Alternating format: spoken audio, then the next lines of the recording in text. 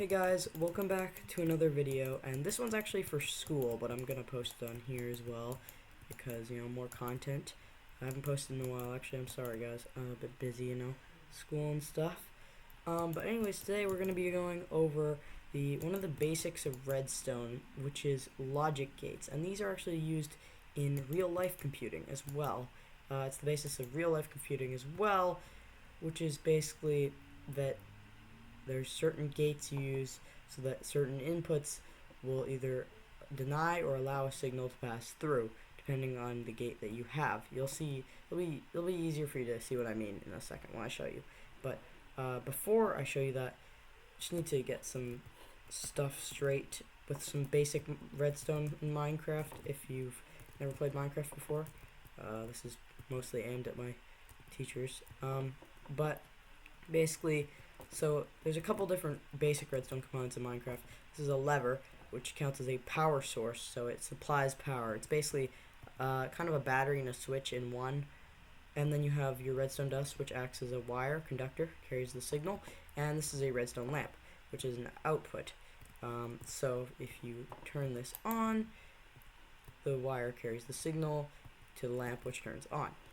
Now the fourth basic component is the redstone torch, which basically inverts a signal that it gets. So if it gets no signal, it's on, which is why it's powering this right now. But if it gets a signal, it turns off, so the lamp will turn off as well. It's a bit tricky to get the hang of at first, but pretty simple once you get your mind around it. So now basically show you all the logic gates I've got lined up here. So this is the first one, is the yes gate. All you need to do is have one input and it'll turn on. Very simple. And the second gate is the NOT gate, which will turn on if it has no input. So right now it has no input, so it turns on. If I turn it on, it turns off. Easy. So third one is the OR gate. So either or both inputs are on, then the lamp will turn on. So there's one, it turns on. If I turn the other one on, it turns on. If I turn both of them on, it turns on. Easy. It'll only be off if both of these are off. Now the NOR gate is the opposite of an OR gate.